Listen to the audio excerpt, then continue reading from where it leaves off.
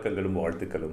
Don Bosco நல்ல ஆசிரியராக ஒரு நிறுவனத்தில் பணியாற்றி இருக்கலாம், அல்லது ஒரு உயர்ந்த பணக்கார குடும்பத்திற்கு ஆன்மீக குருவாக வாழ்ந்திருக்கலாம், அல்லது ஒரு தனிப்பட்ட வகையிலே பிறருக்கு தன்னுடைய தேவைக்கு ஏற்றவாறு தன்னுடைய திறமைகளை எல்லாம் கொண்டு அவர் சுகமாக வாழ்ந்திருக்கலாம். ஆனாலும் டான் பாஸ்கோ தேர்ந்து கொண்டது இளைஞர்களோடு பணி செய்வதற்கு.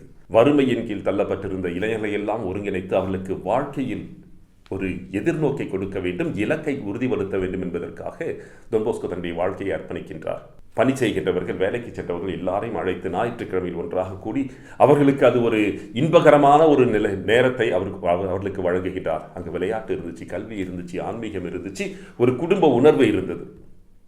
இவற்றையெல்லாம் வழங்குகின்ற பொழுது துவக்கத்திலேயே டான் பாஸ்கோவிற்கு இத்தகைய ஒரு சூழலை உருவாக்குவதற்கு எல்லா காரணிகளும் தயாராக இருந்ததுன்னு சொல்ல முடியாது.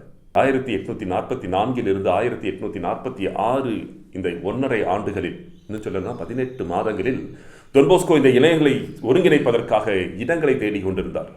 6 இடத்திற்கு மாற்றப்பட்டார். எங்கு துவங்கினாரோ சில காலத்தில் அந்த இடத்திற்கு உரிமையாளர்கள் அங்கு வருகின்ற இளைஞர்களையும் அவருடைய எண்ணிக்கையும் அவர்களுடைய மகிழ்ச்சியினால் உருவாகின்ற சத்தத்தையும் பார்த்து, ஐயா இனிமேல் இங்கே வைக்க முடியாது, கூட்டிட்டு போயிருங்க.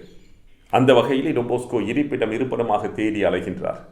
ஒவ்வொரு இடமாக அவர் தேடி செல்கின்ற பொழுது சில தலங்களை சென்று அடைவதென்றால் இளைஞர்கள் பல மைல்கள் நடந்து வர வேண்டும். ஆனாலும் இளைஞர்கள் அவரை தேடி வந்தார்கள், சிறுவர்கள் அவரை தேடி வந்தார்கள்.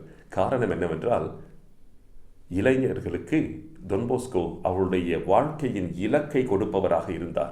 அவருடைய வாழ்க்கையில் அவர்கள் எதிர்பார்க்கின்ற அந்த நல் வாழ்விற்கான வழியை காட்டக்கூடியவராக இருந்தார். அவருடைய வாழ்க்கையிலே அவர்கள் விரும்பத்தக்காத செயல்களை செய்வதற்கு அல்லது விரும்பத்தக்காத செயல்களிலிருந்து ஒதுங்கி இருப்பதற்கான வழிமுறையை காட்டுபவராக டான் பாஸ்கோ இருந்தார். ஒரு உடன் உழைப்பாளியாக, ஒரு நல்ல தோழனாக, உற்ற தோழனாக டான் பாஸ்கோ இருந்தார்.